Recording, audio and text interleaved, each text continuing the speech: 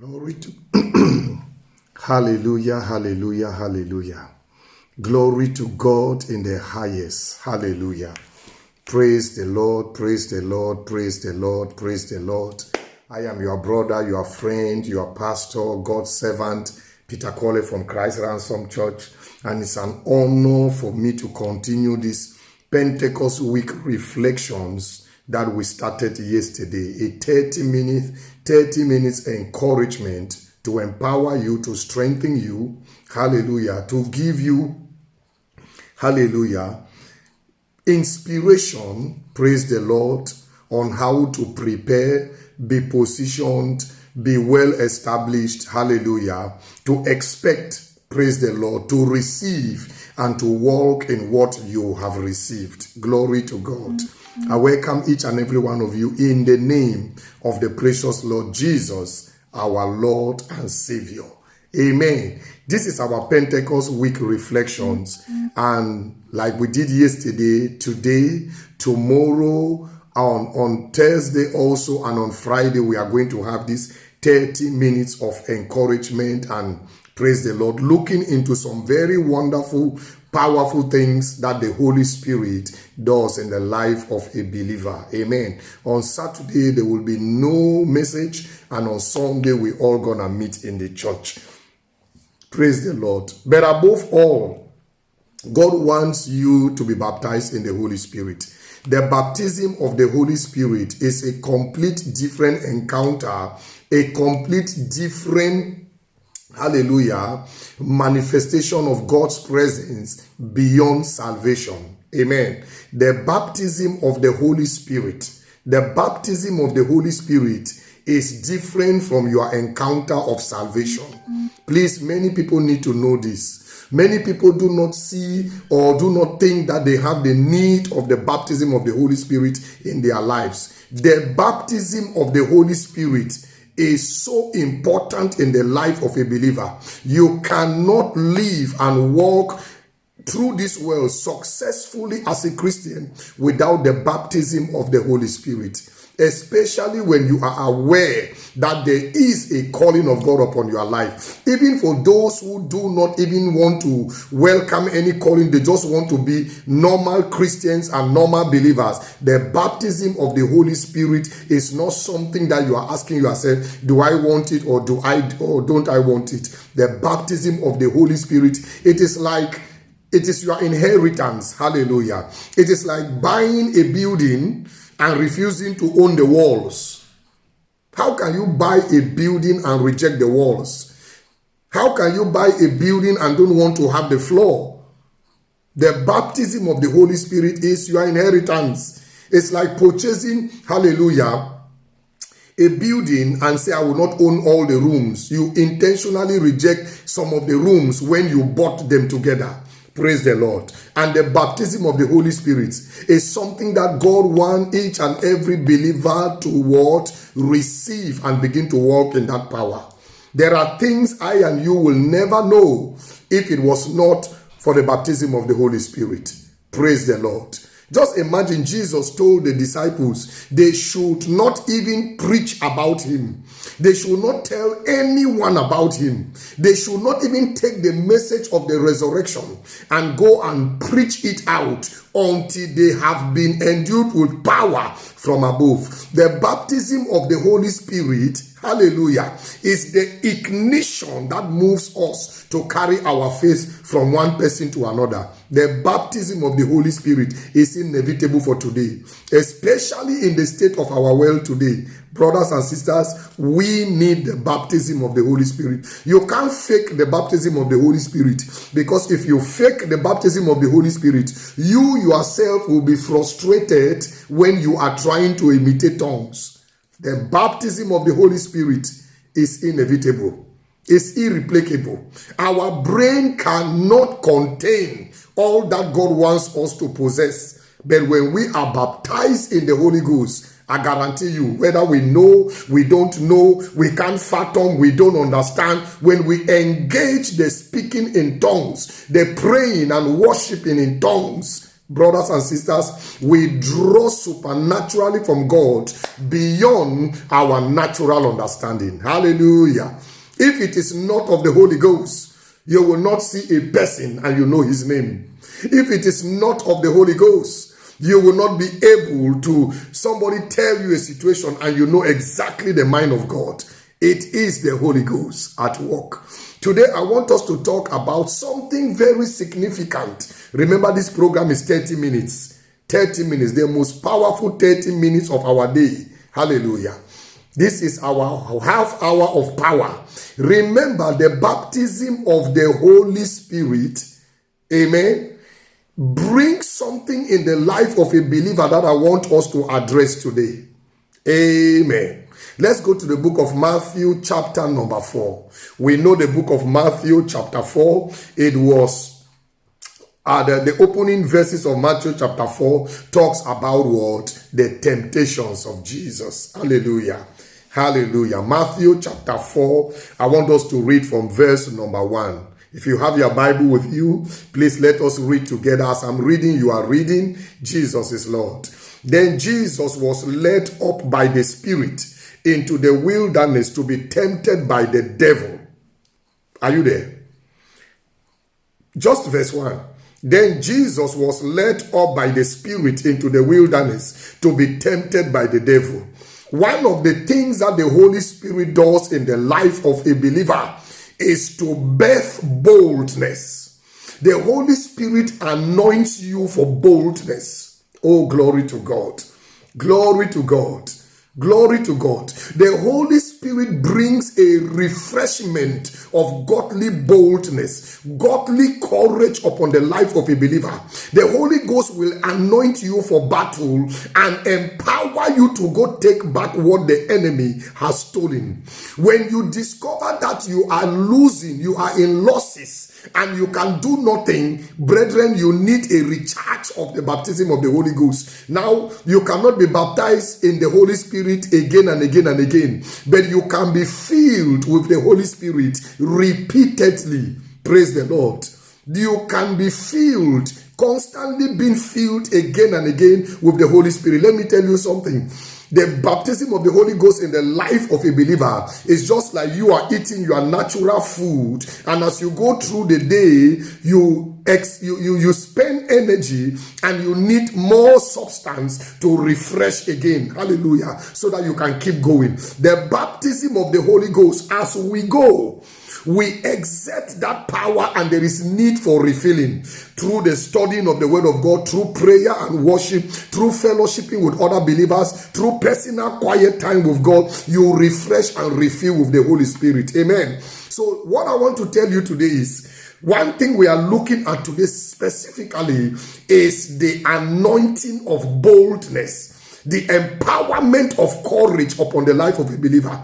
The Holy Spirit will anoint you for battle. Whether you are shouting as I am shouting, or you are calm as you can be calm, the Spirit of God will anoint you to go take back what Satan has stolen.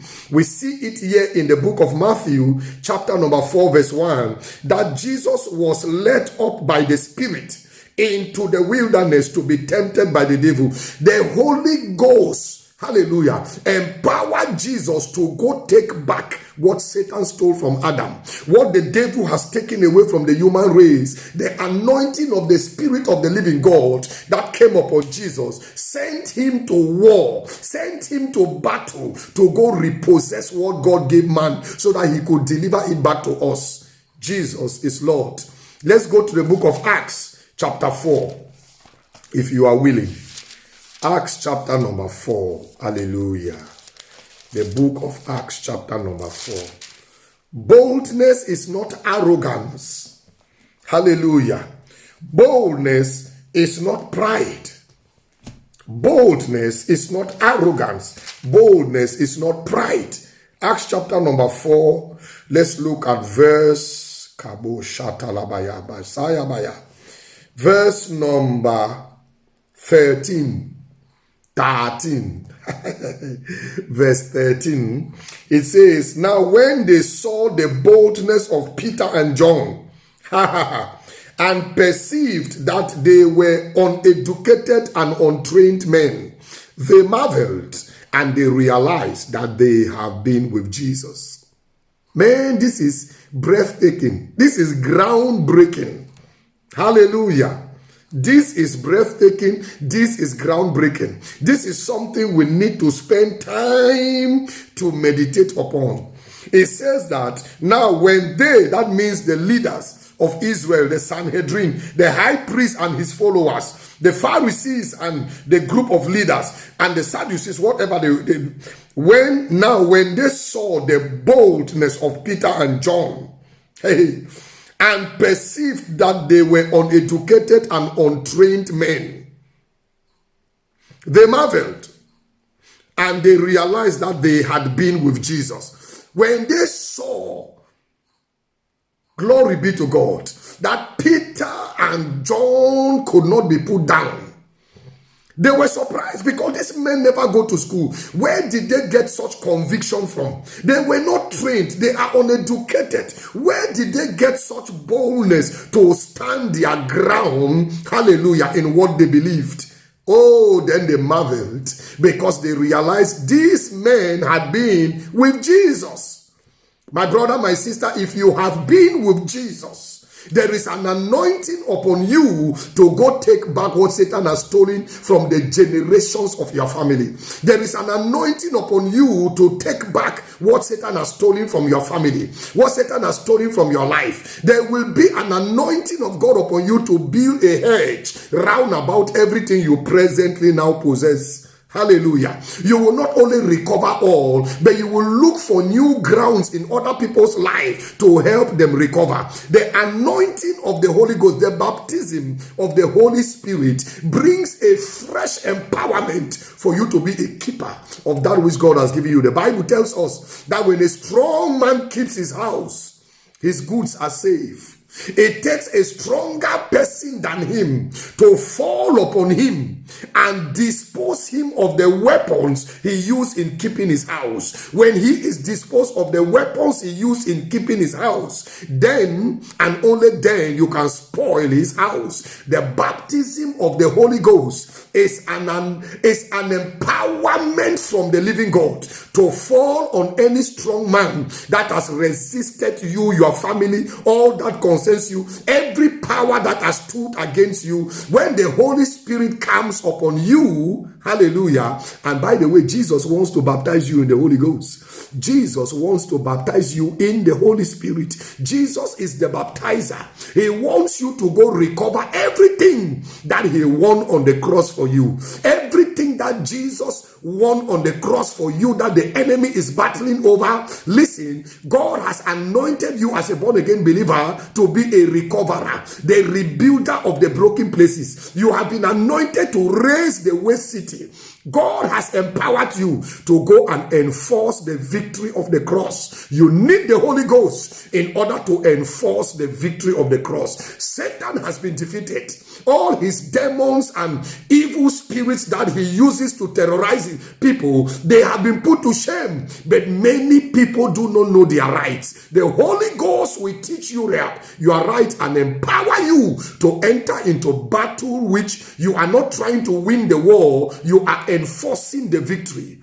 I'm telling you this, that many of us are when people look at us, praise the Lord, they do not marvel because we profess a Christ that they don't see.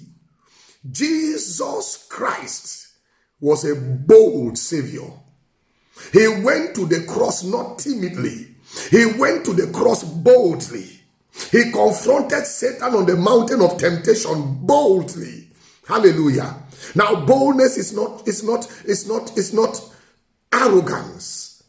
I've heard some people call Satan all kinds of names, insult Satan and abuse Satan. The Bible tells us that even in Jegebre, hallelujah, when he competed when he confronted the enemy over the body of Moses, Michael did not bring any, hallelujah, accusation against the enemy. He simply told Satan, the Lord rebuke you, Satan. It is not spiritual wisdom for people to be insulting the enemy and calling him all kinds of names. You may think that you are making a show of spirituality. You are just religious. We have not been sent to call him names. We have been sent to take authority over him in the name of Jesus. And I pray that this precious week, as we remember the Pentecost, praise the Lord, as we encourage ourselves to believe more, to draw more from God, to position ourselves for those who are not born again or those who are not baptized in the Holy Spirit.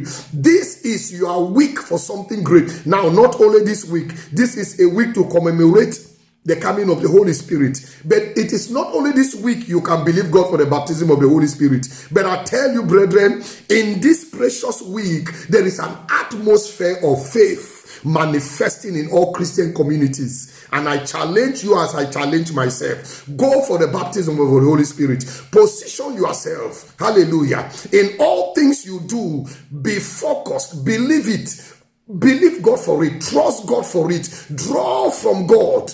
Hallelujah. And the Lord wants to baptize you in the Holy Ghost more than you want to be baptized. He longs to see you enter that level. He longs to have you in that realm more than you even want to.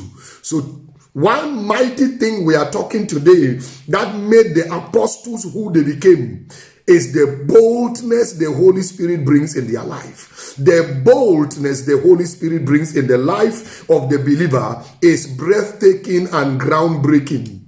These are men who were hiding.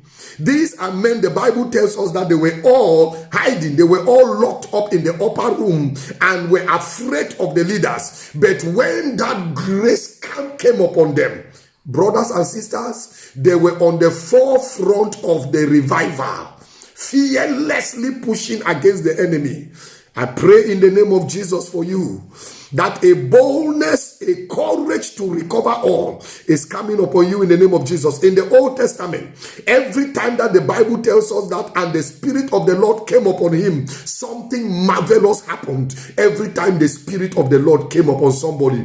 But I and you are privileged to have the Holy Ghost dwelling in us and with us. Boy, we can see more. We can see more than what was seen in the Old Testament. We can change nations. We can change cities. We can change families. We can change the unchangeable because our God is the unchangeable changer.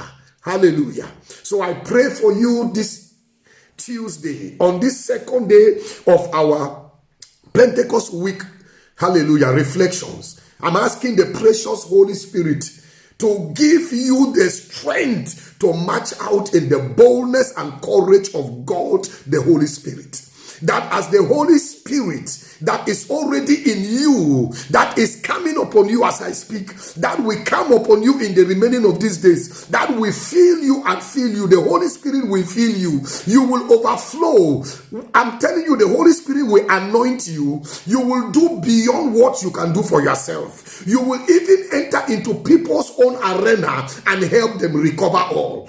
Jesus is Lord. You will go beyond you into people's arena and help them recover all. Because the Holy Ghost, God does not give you the Holy Ghost in measures of teaspoon. It is like, for example, when we are born again. Listen to me. Why some people are afraid to use their spiritual gift to support other people because they fear that they will lose it. It is not Christian. It is not Christian to be afraid to lose a spiritual gift. Now, let me tell you what happens. When you are born again, it is like water is poured into your glass. But when the baptism of the Holy Ghost comes upon you, the glass is thrown into the sea. So there is no way you can run out of the force of the Holy Spirit in your life. You can't run out. You can decide not to use it. You can abandon it. You can reject it. But it is impossible to run out of the baptism of the Holy Ghost in your life. Once you have been baptized in the Holy Spirit, it is like your little glass that had only maybe 2 And maybe just 50% of God's presence, hallelujah, when you got born again. Now that little glass that is you has been thrown into the sea. There is no way that little glass can complain of lack of water because it is completely submerged into the sea. Glory to God. I pray for you today in the name of King Jesus, that as we continue to celebrate the coming of the Holy Ghost in this precious Pentecost week. Labro shata labaya, keleroko mabrige libuzota. That the anointing for battle will come upon you. The anointing to take back what the enemy has stolen will come upon you. The anointing to seek and find will come upon you. The anointing to knock until it is open comes upon you. The anointing to ask until you receive comes upon you. I pray for you that courage will overflow the banks of your heart. That you will not only look for your own, you will look for those in other people's lives that need to be recovered. Let me share a scripture with you. As I pray for you, as I prayed, I feel led to 2 Kings chapter 13. Is it 2 Kings chapter 13, precious Jesus? Or is it 1 Kings chapter 13? Jesus is Lord.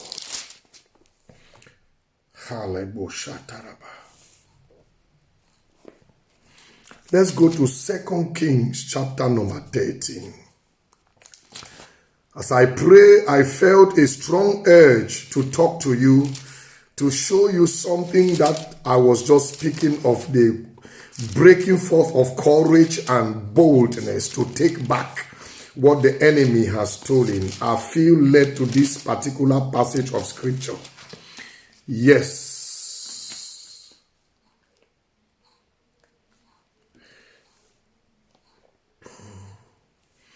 Second Kings chapter number 13. Let's look at verse 14.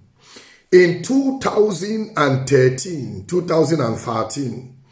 the Holy Spirit gave me a vision when I was pastoring EDM. That vision was for EDM, was not for me to carry it all through my life. It was for the commission I was leading at that time. The Holy Spirit spoke to me from 2 Kings chapter 13 and gave birth to a particular yearly program which we called Strike the Ground Conference. Strike the Ground. That has been a conference in that ministry. Hallelujah. That has been held longer than every other conference in that ministry. No conference since the beginning of that ministry has been, since the beginning of that ministry in 1998, has been held longer than Strike the Ground Conference. Amen. And I pray that the wisdom of God will be made known, so that the mission for that group will continue. But the Lord spoke to me from 2 Kings chapter number 13 and gave birth to this great conference that we began to do. And I'm telling you, people can testify that it was born of God. 2 Kings chapter 13, verse number 14 down. Elisha had become sick with the illness of which he would die. Then Joash, the king of Israel, came down to him and wept over his face and said, "Oh, my father, the chariots of Israel and their horsemen." Listen to me. When the Holy Ghost was upon Elisha to perform the prophetic ministry that was upon him for the nation, when the Holy Ghost is upon you, my brother, my sister, you are an anointed chariot. You are an anointed man of war. You don't take no for an answer. Glory to King Jesus. Look at what it says in verse 13. Look at verse 14b. Then Joash, the king of Israel, came down to him and wept over his face and said, "Oh, my father, the chariots of Israel and their horsemen." And Elisha said to him, "Take bow and arrows. Take bow and some arrows." So So he took himself a bow and some arrows. Then he said to the king of Israel, put your hand upon the bow. So he put his hand on it, and Elisha put his hands upon the king's hands. This is what I want to see. This is what I want to show you. This is the transfer I am talking about. Elisha told the king of Israel, he said, take bow and arrow. Remember, the king of Israel was facing war. At this time, the king of Israel was facing war, and there was nowhere to turn to. He was not a good king. He was an evil king. But at that time of trouble, he remembered there was a prophet. A prophet he probably has never honored. He remembered there was a prophet. Are you hearing what I'm saying? And he went to the prophet for help. The prophet knew he is going through trouble and has come for help. So all the my father, the chariots of Israel and the horsemen, it was not interesting to the prophet because that king had never honored the prophet that way. So the prophet was for the salvation of the nation, not really for the king's cry. But God has also ordained that the king should lead the army into war. Now, this makes a lot of sense. Your pastor cannot send you to evangelism and stay at home. The king must lead the nation to war. The day David stopped leading the nation to war, David began sinning. Am I talking to somebody who is blessed? Hallelujah. And the king told the prophet told the king, he said, take bow and arrow, leave all this how do you call it, flattering. Take bow and arrow. And the Bible tells us that the king took bow and some arrows. And the prophet told the king, put your hand. That means get ready to shoot. Get ready. Position for battle. And the king positioned for battle. The first Strike the Ground conference logo or picture on the flyer was a man with bow and arrow designed by Brother Crispus. Hallelujah. And the king took the bow and arrow and positioned for battle. And the scripture tells I and you that Elisha the prophet, the carrier of the Holy Ghost, he laid his hands upon the king's hands. The king held the bow and the arrow. Elisha did not hold the bow and the arrow. He put his hands upon the hands of the king that were upon the bow and arrow. Elisha was operating in a transfer system. You know, like jumper cables. We used to transfer power from one car battery to the other car battery. Elisha is operating here as a jumper cable to transfer holy energy to direct the bullets or the arrows of the king to bring the enemy of Israel down. Listen. And the Bible says Elisha told the king, open the window. And the king opened the window. You know, when they say open the window and the king opened the window, there were people who walk with the king. So when Elisha said open the window, the king opened the window. Brothers and sisters, I want to talk to you shortly about opening the window. Praise the Lord. You've got to open the windows in your life. Many of us are carrying bow and arrow. Many of us are having our pastors, our prophets, our apostles, our evangelists joining us in prayer, but we are shooting the arrow in the room. You cannot shoot your arrows in the room and expect the arrow to reach the enemy's camp. You've got to open the window. I'm talking here figuratively. You've got to open the window. There are certain ways we live and there are certain things we do. No matter the tongues we speak, the bullets remain in the house. Many things we target to bring down in prayer, they don't go far because the windows are closed. Your lifestyle can close your window no matter whose prophet, which apostle, which pastor is backing you in prayer. Your lifestyle can close the window. The words you speak can close the window.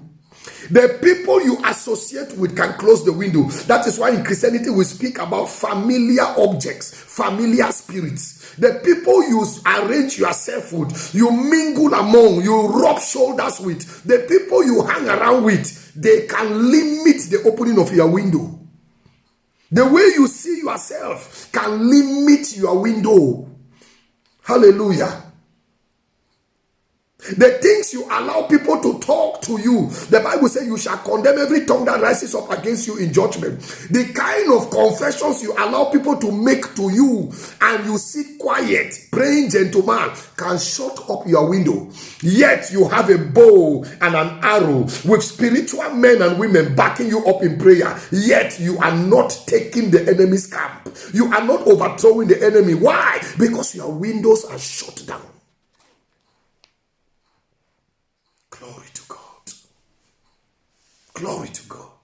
You cannot read the scripture and profess powerful words of the word of God. You cannot read the scripture and speak prophetically, hallelujah, in the course of prayer and speak positive confessions. And then the same you after prayer, you put on ungodly music where they are speaking evil words and evil things about women, abomination after abomination, using words that disgust. Hallelujah. Disgusting words. Words that counteract the prayer you just prayed. Boy, your window is closed. You can spend all your day from one video to another, from one story to another on Facebook, on YouTube, from every social media platform. You are feeding off let me not use the word the way I want to use it. You are allowing the physics of this world to fill your heart, and then you spend 1, 2, 3, 5, 10 minutes in prayer. You think you will be able to shake the enemy's camp? You can't shake the enemy's camp because your own heart will not be agreeing with your mouth. I'm telling you, brethren, many believers are anointed, but their windows are closed. Many believers are anointed. There is no believer that is not anointed. You are anointed at what? At conversion, to be a child of God. Hallelujah. He said, as many as have received him, the same he gave them power to become. You are anointed to be a child of God at your new birth, but you become at the baptism of the Holy Ghost. I'm telling you, you become. It's a process. You become at the baptism of the Holy Spirit. You begin to represent God the way he wants it. Many believers, Elisha put his hand upon the king's hand, 2 Kings chapter 13, and the Bible tells us that after Elisha has anointed the king, now the king had power to manifest victory at war, but he must open the window. My brother, my sister, open the window. Open the window. Let the bullets you are shooting make effect in the enemy's camp. Let the bullets you are shooting don't remain in your home. You are not praying against yourself. You are praying against the powers of darkness, spiritual wickedness in high places. Those powers that resist people, that is what you are fighting against. You see, our warfare is not against flesh and blood. Hallelujah. We do not wrestle against flesh and blood. We do not fight fellow men. We don't fight ourselves. Praise the Lord. So I'm speaking to you something that this is our Pentecost, hallelujah, hallelujah, reflection week. I want you to reflect on these things. I know you want your prayer life to be positive. You want your prayer life to work wonders. But there is a secret. You've got to open the windows. It's in the Old Testament. It's in the New Testament. A lot of commandments the Lord gave us in the New Testament are all related to open the window. Open the window. You cannot be filled with the Holy Ghost and you have brothers and sisters who are your enemies. You have people you don't want to forgive. All the bullets you shoot remain in your parlor, remain in your sleeping room. They don't go out. They don't go out. And because people don't want to open their windows, they will jump from prophet to apostle, from evangelist to pastor, from teacher to helper, from conference to conference, waiting for grace to discover them. Grace does not discover anybody. The grace of God discovered you, found you, hallelujah, located you when Jesus died on the cross. Open the window and you will see the manifestation of the grace of God. Open the window of your life. I'm telling you, open the window. Elisha said to Joash, shoot. And Joash shot. And Elisha spoke over the arrow that was shot. He said, the arrow of the Lord's deliverance. the arrow of the Lord's deliverance over Syria. And Elisha told Joash, he says, strike the ground. Boy, this is a special time in the body of Christ, just as we remember every other Christian biblical holiday. You know, Christian biblical. There are some Christian holidays that are not biblical. Jesus is Lord. I believe there is an atmosphere of faith in every city, in every church environment, in the lives of believers, in every Christian home. There is an atmosphere of faith manifesting through this week. And I want to challenge you. I want to encourage you. Hallelujah. That you have opened all the doors, but that one window you refuse to open is going to limit your influence in the spirit. Open the window. The precious Holy Spirit is asking you, that particular area you will not let me enter. Open the window. Sometimes when the Holy Ghost comes upon us, we do not even know who really the enemy is. There is something the Lord taught me many years ago called random shooting. Random shooting. You are in prayer. You don't know. You cannot figure out. You don't know what is happening. You decide to shoot all around. Let the Holy Ghost direct the bullet. The Bible says Elisha put his hands upon the hands of the King Joash and he said, shoot. God will direct the bullet, my sister. My brother, but keep the window open. You can open all the doors.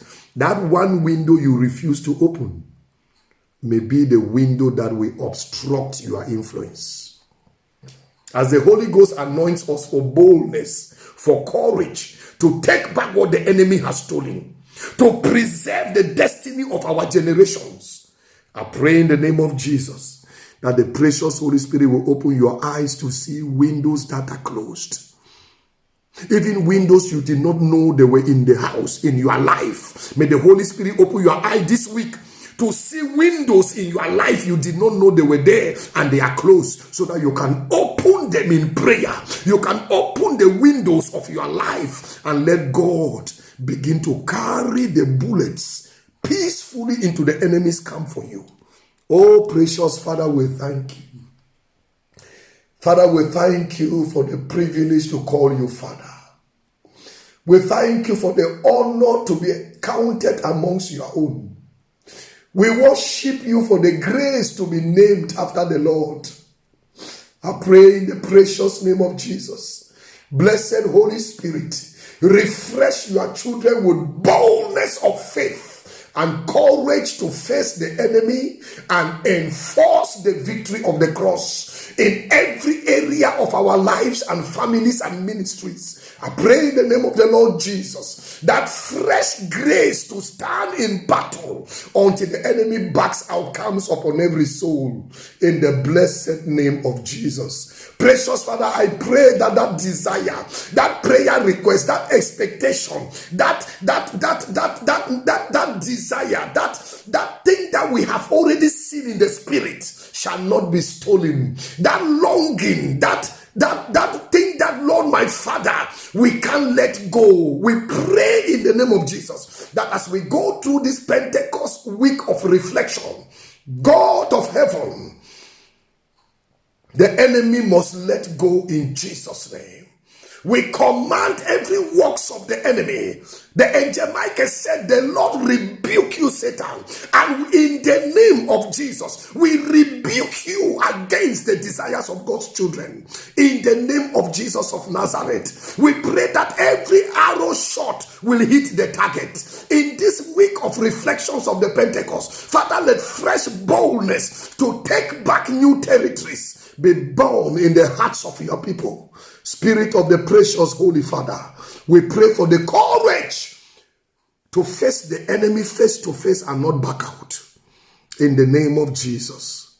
And precious Father, we thank you that we do not have a Lord that does not understand our infirmities. But we have a Lord that was tempted and tried and tested in all manner of men, yet he faileth not. We thank you, Lord, that our pains are known to you. Our heart's desires and longings are known to you. But above all, Father, your will is known to us. We pray in the name of Jesus for strength to stand with you this week and all the days of our lives. I pray for as many who are not baptized in the precious Holy Spirit. Father, I pray that spiritually incline them, spiritually position them, spiritually let there be a shift into the realm of the baptism of the Holy Ghost. In the blessed name of Jesus we pray that by the end of this week, every church, as your sons and daughters gather, there will be an outbreak of Pentecost again, individually and corporately. We pray for the broken out of a new Pentecost in Jesus' mighty name. Amen. Glory to God. Lord, we thank you for your word is anointed to bear fruits. You say you send your words and they perform the things you send them to perform. They take pleasure in finishing the work you have sent them to do. Let it be so, Father, in Jesus' mighty name. Amen. Say, I am more than a conqueror. I am a well overcomer in Christ Jesus, my Savior. Amen. Glory to God in the highest. Hallelujah. Hallelujah. The Holy Ghost is upon you, and the bow and arrows are in your hand. This is your week. Open the window and bring down the enemy. The word of the Lord says, the Lord's deliverance over Syria. The Lord's deliverance. The arrow of the Lord's deliverance. The arrow of the Lord's deliverance over Syria. Whatsoever the Syrians represent in your life, as you shoot this week, I put my hand upon your hands. Your arrows will not return in vain. In the precious name of Jesus. Hallelujah. God bless you. I'll see you tomorrow, 9:30 p.m. in the evening, Central European time. Bye-bye. Woo! Thank you, Jesus. Hallelujah, hallelujah, hallelujah. Hallelujah, hallelujah, hallelujah. Glory to God in the highest. Korabashatalabaya.